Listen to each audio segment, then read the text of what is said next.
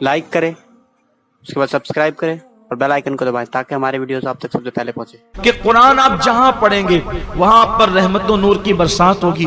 बयान किया जाता है कि एक हाफिज कुरान, एक अच्छा कुरान पढ़ने वाला सरकार गरीब नवाज के आस्थाने पर गया और आस्थाने पर जाने के बाद अब जाहिर सी बात है वो हाफिज था, वो कारी था, अच्छा पढ़ने वाला था, तो सरकार में बैठकर वो कुरान की तिलावत करता था।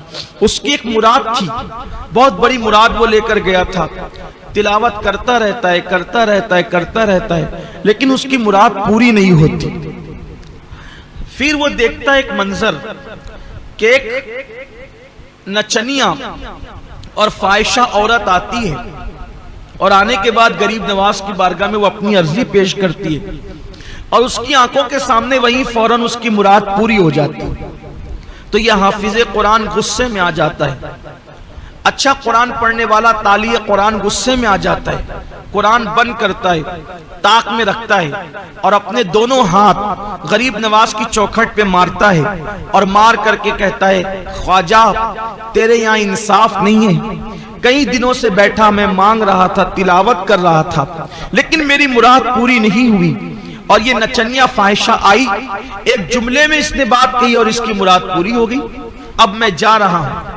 जैसे ही वो जाने लगा तो क्या देखा, एक खूबसूरत बुजुर्ग, बड़ी बड़ी आंखें, गोल सा खूबसूरत नूरानी चेहरा और पूरे वकार और तमकनत के साथ सामने से चले आ रहे हैं और आने के बाद कहते हैं, हाफिज साहब कहां जा रहे हो, जा कहां रहे हो?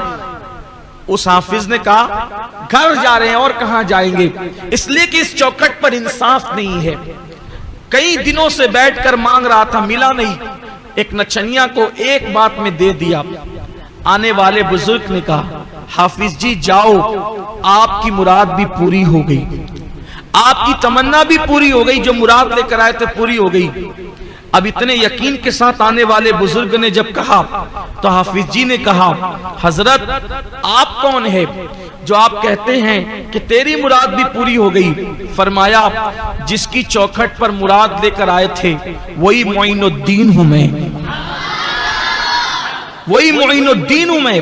तो अर्ज किया, हुजूर इतनी ताखीर क्यों हुई? फरमाया, नादान तू बेसब्रा है। दरअसल वो नचनिया की आवाज मुझे पसंद नहीं थी, इसलिए उसने मांगा, फौरन देकर भगा दिया।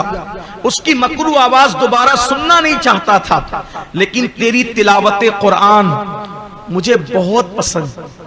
तू बहुत अच्छा कुरान पढ़ता है, तू कुरान बहुत अच्छा पढ़ता है, इसलिए देने में देर कर रहा था कि जितनी देर होगी उतने दिन तू मेरी चौखट पे रुकेगा और मुझे कुरान सुनाता जाएगा, इसलिए मैं यहां तुझे देर कर रहा था, लेकिन तू बेसब्रा था।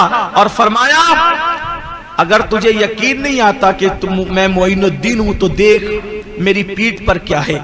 पीठ से कपड़ा हटाया तो देखा कि 8 उंगलियों का निशान मौजूद था। अर्ज की, हुजूर ये क्या है? फरमाया, जो तूने मेरी चौखट पर उंगलियां मारी तो ये उंगलियां मेरी चौखट पर नहीं पड़ी, बल्कि उसका असर मेरी पीठ पर पड़ा है।